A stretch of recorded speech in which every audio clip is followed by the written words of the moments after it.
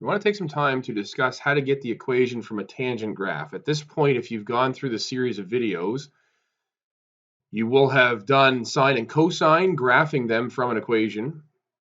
Then you will have gotten the equation from a sine or cosine graph. Then you will have graphed tangent from an equation. So now we want to talk about how do we get the equation from a tangent graph. And the idea really is you're trying to get a, b, h, and k. That's what you're trying to do. Because the tangent equation, again, is y equals a tan b onto x minus h plus k. So you've got to find, if you want the equation, you've got to find these four numbers. All right, they're called parameters. So how do we find them? So here's how we find them. The first one we're going to find is we're going to identify the asymptotes on the graph, and based on that, we're going to get our period. The distance between them is the period. That allows us to find b, because b is the period is pi over b, so b is the period divided by, sorry, is pi divided by the period, if you just rearrange that formula, okay? Or if you're doing in degrees, 180 divided by the period. Now, you're going to decide that based on what the x-axis is measured in. Okay, if the x-axis is in radians, then you're going to do it pi over b for the period. If you're going to do something with degrees, it's going to have degrees on the x-axis. So that's how you know. Okay, now the midpoint between the asymptotes, finding that midpoint between the asymptotes and put like on the graph itself is going to tell you h and k. The x value is going to be h and the y value is going to be k. And then finally, all you do to find a is you start from h and you go to the right a quarter of the period and you read that y value, and then you just subtract your k value and that gives you a. All right, so now that's kind of the framework. I'm going to jump back and forth between this slide and an example so you can see what we're doing. Okay, so here's an example. So this one is in degrees. Okay, we can see that based on the fact that the x-axis is measured in degrees, and it looks like this asymptote here, excuse me, is minus 150. To identify that, you basically are looking for the area, the place where it goes from up to down, right? And I'm actually going to maybe put in a dashed line here. I think this, you'll see it a little better if I do that. So if I draw that in like that, and then I extend this down, you can kind of see if I move it slightly over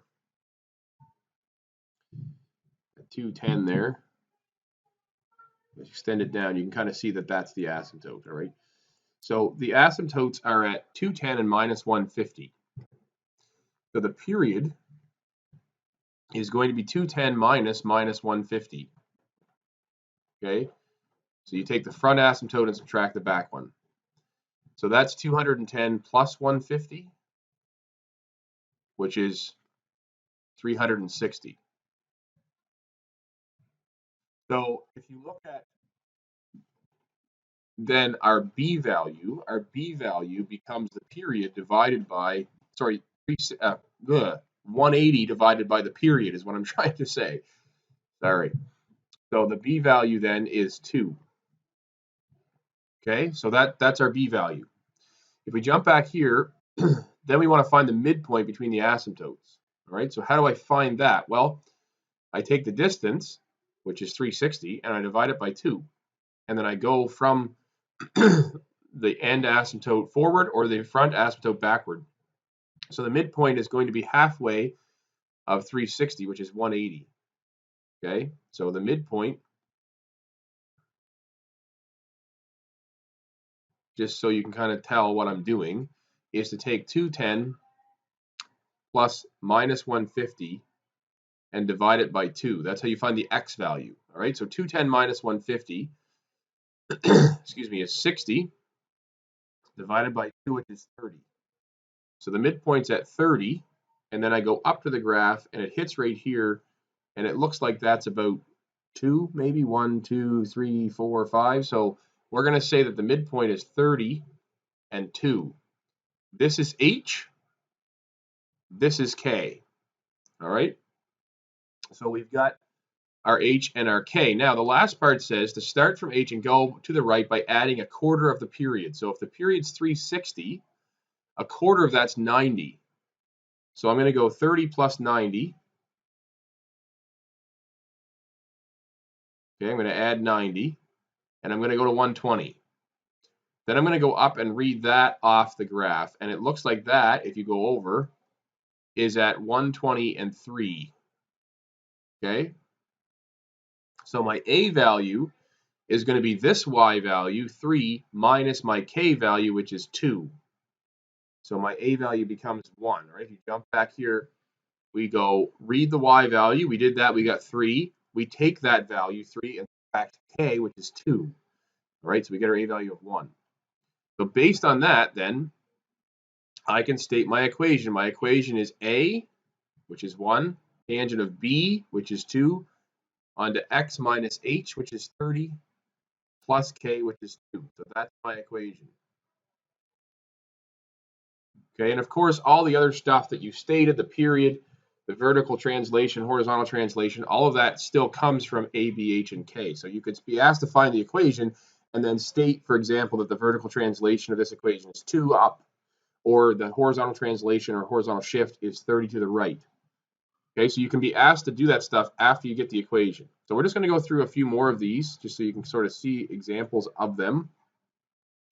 So here's another graph. What I'd encourage you to do is actually pause the video and try to find the equation yourself based on this graph, and then watch the explanation. All right, so I'd say pause the video now and try it. Hopefully you've paused the video and tried it first, but let's go through the solution. So the asymptotes, we got to find them. So it looks like they're at right here at 90. Again, and I'm going to take this and copy it, and I'm going to paste it and then put it where the next asymptote is, which it looks like is at 270. Okay, so we're going to start by saying that means the period is 270 minus 90, which gives me 180. That means my b value is 180 divided by 180, okay, because it's a period on the bottom. It's 180 divided by the period. And so our b value is 1. Then we find the midpoint. Okay, so I'm going to find h by finding the midpoint. So I take 270 and I add 90 and I divide by 2. So 270 plus 90 is 360, divided by 2 is 180.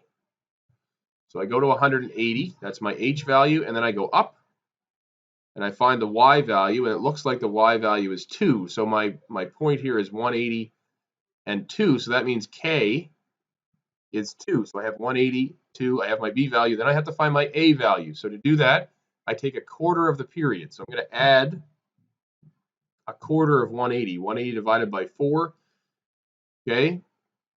Well, you have to decide what's 180 divided by 4. Now this is going to get a little weird, okay, and I'll show you. 180 divided by 4 is 45, okay? If you add 45, you're at 225. Okay, so we're adding 45, and we're going to end up here-ish, all right? So we're going to end up at 225. Then we're going to go up to the graph, and it looks like maybe 5 is my value, so I'm going to say it's 5. There's a little bit of interpretation here, obviously, but I'm going to say 225 and 5 is my value. So that means A is that y value 5 minus the k value, which is 2. So my a value is 3. So this gives me the equation then as 3 for a, tangent of b, which is 1, onto x minus h, which we said was 180, and then plus k, which is 2. Now, I want to make a comment that presumes that I'm using those two asymptotes. I could have, theoretically, used this asymptote back here, okay, if I sort of shifted the graph, and notice that it's minus 90 and 90. Okay, do you see what I mean? The reason that I didn't do that, the reason that I use these two, is because I know for sure that they're there. I don't know for sure this is at minus 90. Okay, so that's why I'm doing this. But the regular period for a tangent graph we know is 180. So if I've shifted a whole period, I really haven't shifted, if that makes sense. So in other words, I could have used 0 and 2, okay, and then 45 and 5, and I would have gotten the same result. So that's a couple of examples in degrees. Here's one that's in radians. So let's look at, first of all, the asymptotes. Where are they? So I'm going to actually see if this will let me. Good. I'm noticing that the y-axis is one of the asymptotes, and the next asymptote is right here at pi, it looks like. Okay? So the period then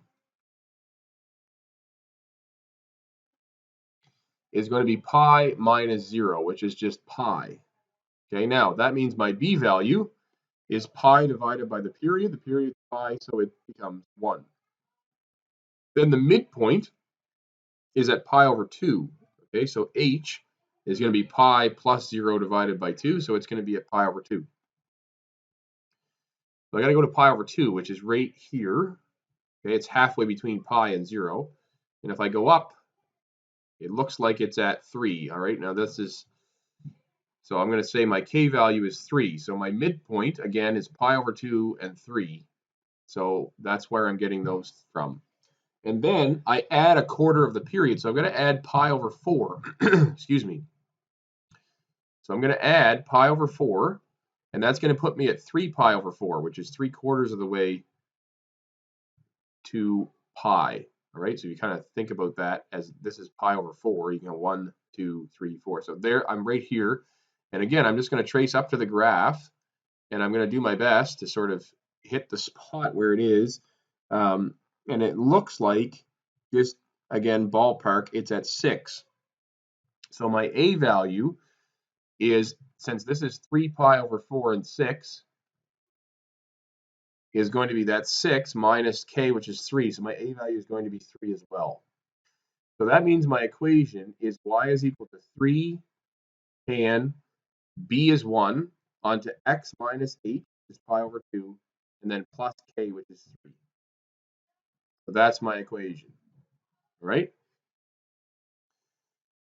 So we'll do one more example, and then we'll let you try some on your own. Again, I would encourage you to pause the video, and then once you've paused it, try this question. I'm just going to move this over a little bit, okay? Because I don't want you to see, maybe I can just move it up.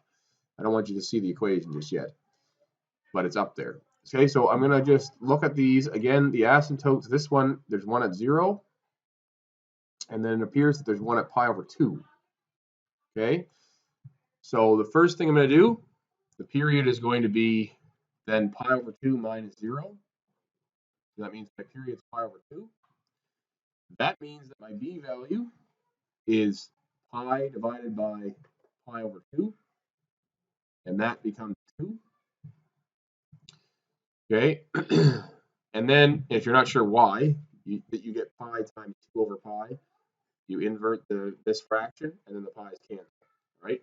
Then I need my midpoint. My midpoint between pi over 2 and 0 is going to be pi over 2 plus 0 divided by 2. So that's pi over 2 divided by 2, which is pi over 4. Okay, so my h value is pi over 4. My k value is going to be the y value there, and it actually is 0. So my k value is 0.